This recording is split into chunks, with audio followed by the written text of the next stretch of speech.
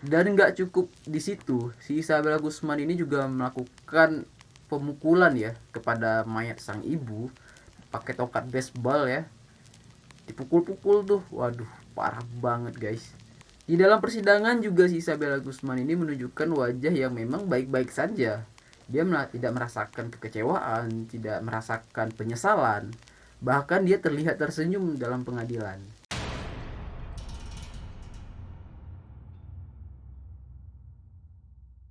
Assalamualaikum warahmatullahi wabarakatuh. Selamat bergabung guys. Makasih yang udah mampir, yang udah singgah, yang udah ngebantu like, komen, dan subscribe-nya. Terima kasih banyak. Hari ini kita bakal menceritakan sebuah kasus yang datang dari Isabella Gusman, di mana si Isabella Gusman ini melakukan pembunuhan terhadap ibu kandungnya sendiri. Mungkin banyak teman-teman yang belum tahu nih siapa si Isabella Gusman. Si Isabella Gusman ini adalah seorang gadis atau remaja muda ya, yang berumur 18 tahun, yang lahir di Colorado, Amerika Serikat. Dimana ketika dia melakukan pembunuhan ini masih berumur 18 tahun ya. Kalau kita masih anak-anak kuliah ya, Kasus ini terjadi pada tahun 2013. Tetapi walaupun si Isabella Gusman ini melakukan pembunuhan terhadap ibu kandungnya sendiri, dia dinyatakan oleh hakim tidak bersalah. Sebelum kita masuk lebih jauh ya, kita bakal ngebahas sedikit nih bagaimana hubungan si Isabella Gusman ini dengan ibu kandungnya. Hubungan si Isabella Gusman ini bisa dibilang gak terlalu dekat ya teman-teman ya. Hubungan mereka lebih renggangnya lagi terjadi ketika si ibunya kandungnya ini menikah lagi dengan ayah tirinya. Dari sumber-sumber yang kita dapatkan, tidak dikatakan kenapa si Isabella Gusman ini dengan sang ibu tidak terlalu dekat ya. Bahkan si Isabella Gusman ini dengan sang ibu sering banget bertengkar, sering banget ribut ya. Malah dari waktu ke waktu kelakuannya dengan sang ibu semakin kasar. Bahkan sebelum kejadian, si Isabella Gusman ini sempat mengirimkan sebuah email untuk ibu kandungnya yang berisi sebuah ancaman, Anda akan membayarnya. Wow banget ya. Jadi memang perbuatannya memang udah terlalu banget ya dari waktu ke waktu. Karena hal yang dilakukan dari si Isabella ini kepada sang ibu, dari email tersebut, si ibu merasa ketakutan dan melaporkan kepada polisi tentang perbuatan anaknya. Berdasarkan surat pernyataan penangkapan untuk si Isabella Gusman, dari kesaksian si ayah, si Rian Hoi ini ya. Di hari-hari mendekati kejadian pembunuhan ini, si Isabella Gusman ini lebih sering banget bertengkar dengan sang ibu, bahkan sempat meludahi juga, yang berakhir dengan ancaman yang dilakukan dengan benaran. Rian Hoi, ayah tirinya Isabella Gusman ini, sempat memperlihatkan kepada polisi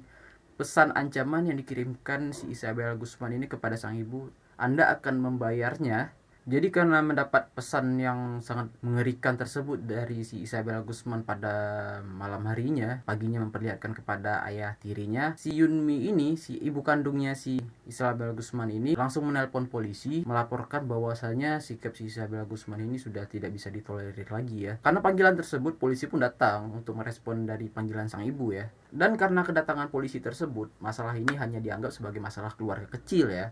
Masalah biasa lah ibu dengan anak ataupun ayah dengan anak ya, masalah-masalah ringan ya, sehingga masalah tersebut dapat diselesaikan dengan mudah. Di dalam kesaksiannya ini, si Rian Hoi juga mengatakan bahwasanya setelah kejadian tersebut, polisi datang ke rumah menyelesaikan masalah. Si Isabella Gusman ini sempat masuk ke kamar, berdiam diri semalaman, sementara ibu kandungnya langsung berangkat pergi kerja karena dikiranya udah clear permasalahannya ya, jadi nggak perlu ada pembahasan apa-apa lagi. Sebelum pembunuhan itu terjadi, si Rian Hoi mengatakan bahwasanya si istrinya ini pulang pukul 9.30, jadi setengah 10 malam ya. Dan ketika pulang, si istrinya ini langsung masuk kamar mandi untuk bersih-bersih. Dan di situ si Rian Hoi mendengar bahwasanya si Isabella ini sedang memukuli ibu kandungnya ya. Dan dengan sigap si Rian Hoi langsung menelpon polisi untuk minta pertolongan. Jadi waktu kejadian ini si Rian Hoi ini berada di ruang makan. Dia lagi makan. Terus sempat terdengar suara dentuman keras dari atas tuh, lantai atas, karena kamar mandinya di atas tuh. Jadi mendengar suara dentuman keras dan si istrinya ini sempat memanggil namanya. Di dalam kesaksian ini juga si Rian Hoi mengatakan bahwasanya ketika dia mendengar dentuman keras dari atas, dia langsung naik ke atas nih. Ketika dia langsung naik ke atas, dia tolak pintu kamar mandi. Dia sempat melihat darah berceceran di lantai dan Isabella Gusman langsung mendorong pintunya kembali sehingga tertutup. Dari situlah si Rian Hoi ini merasa ketakutan, langsung menelpon polisi sehingga bantuan pun datang. Dan ketika polisi datang melakukan pengecekan, penggeledahan, polisi menemukan tubuh si Yunmi ini dengan keadaan yang memang tidak berbusana sama sekali, dan situ terdapat luka tusukan dan robekan yang cukup banyak. Dan si Yunmi ini juga dinyatakan meninggal di tempat pada pukul 22.28 malam. Setelah kejadian tersebut, pihak polisi langsung melakukan olah kejadian perkara di mana terdapat bekas penikaman 79 kali di wajah dan lehernya. Waduh, banyak banget ya. Bahkan hasil dari forensik mengatakan bahwasanya penikaman yang dilakukan oleh si Isabella Guzman ini kepada ibunya lebih banyak lagi, sebesar 151 tikaman. Termasuk ada 35 kali tusukan pada wajah dan 51 tusukan pada leher. Jadi memang kondisi si ibu memang hancur ya bagian leher dan muka ya, karena tusukan segitu banyaknya guys. Dan nggak cukup di situ, si Isabella Guzman ini juga melakukan pemukulan ya kepada mayat sang ibu pakai tongkat baseball ya. Dipukul-pukul tuh, waduh parah banget guys. Setelah melakukan pembunuhan kepada sang ibu, si Isabella Guzman ini langsung cabut nih ya. Dia sempat ngelewatin juga ayah tirinya yang berdiri di bawah ya, di depan pintu. Dia sempat ngelewatin santai aja. Dia tuh buka pintu langsung kabur ke sebuah minimarket yang dekat dengan rumahnya juga. Dia masuk ke situ memang dalam keadaan yang berdarah ya. Di situ juga si pemilik supermarket melihatnya dengan ketakutan dan dia mengakunya kepada si pemilik supermarket bahwasanya dia hampir diperkosa. Dan dia juga meminta izin untuk masuk ke kamar mandi untuk membersihkan darah-darah pada badannya sehingga mengganti pakaiannya juga. Si Isabella Guzman ini sampai buronan selama 16 jam di kota tersebut dan dia juga meminta kepada si pemilik supermarket untuk tidak menelpon polisi dan juga menolak untuk diantar pulang, karena juga si pemilik supermarket juga sempat menawarkan untuk diantar pulang, cuman si Isabella Guzman ini menolak untuk diantar pulang. Dan setelah pelarian panjang dan persembunyian panjangnya, akhirnya pihak polisi berhasil menangkap si Isabella Guzman ini. Sebelum menjalani persidangan, si Isabella Guzman ini sempat dievaluasi gangguan mentalnya sehingga didapati bahwasanya si Isabella Guzman ini mengalami gangguan kejiwaan yang membuat si Isabella Guzman ini dinyatakan tidak bersalah. Tidak sampai di situ, walaupun seorang hakim tadi yang menyatakan bahwasanya si Isabella Guzman ini mengalami gangguan jiwa, hakim penuntut umum juga mengatakan bahwasanya si Isabella Guzman ini tetap harus dijatuhi hukuman yang setimpal dengan perbuatan pembunuhannya. Jadi wajar saja jaksa penuntut umum meminta bahwasanya si Isabella Guzman ini harus dijatuhi hukuman seberat-beratnya. Di dalam persidangan juga si Isabella Guzman ini menunjukkan wajah yang memang baik-baik saja. Dia tidak merasakan kekecewaan, tidak merasakan penyesalan. Bahkan dia terlihat tersenyum dalam pengadilan. Sebelum masuk di persidangan, si Isabella Guzman ini sempat juga dibawa ke Institut Kesehatan Mental di Colorado. Dalam kesaksian seorang dokter di Institut Kesehatan Mental tersebut, yaitu Dr.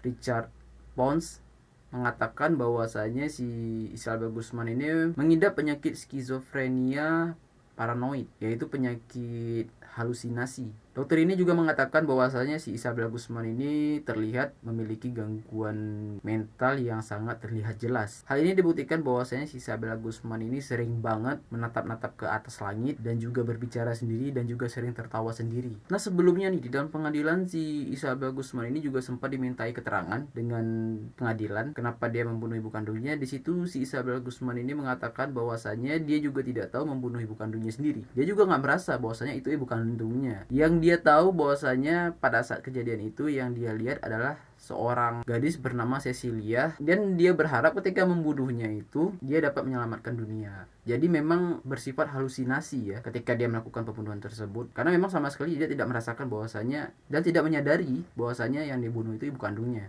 Nah, setelah pembuktian yang dia terima dari Dr. Richard Pons di Institut Kesehatan Mental Colorado dan juga kesaksian yang dia terima langsung dari si Isabella Guzman ini, si hakim mengatakan bahwasanya si Isabella Guzman tidak bisa dijatuhi hukuman yang memang berat untuk kasus yang dia lakukan, karena hakim dapat memberikan hukuman setimpal seperti hukuman pembunuhan kalau dia melakukannya dengan kesadaran penuh. Beda halnya dengan si Isabella Guzman ini, dia tidak menyadari pembunuhan yang dia lakukan, sehingga hakim harus melakukan tindakan berbeda dan dia ditempatkan di sebuah rumah sakit negara sampai si Isabella ini benar-benar sembuh, terhindar dari ilusi yang sering dia alami. Dia bisa bersosialisasi dengan masyarakat tanpa ada masalah apapun. Nah, itu dia sebuah kasus dari Isabella Guzman di mana dia melakukan sebuah pembunuhan terhadap ibu kandungnya Tetapi karena dia mengalami sebuah penyakit delusi dan ilusi, dia dijatuhi hukuman tidak bersalah. Semoga dijauhkan ya dari kehidupan kita semuanya guys ya. Oke, sekian untuk hari ini. Terima kasih teman-teman yang udah ngebantu support-supportnya, yang udah ngebantu like, komen, dan subscribe-nya. Dibantu teman-teman untuk kedepannya channel ini terus berkembang ya. Terima kasih untuk hari ini. Kita berjumpa lagi di lain waktu. See you, bye-bye.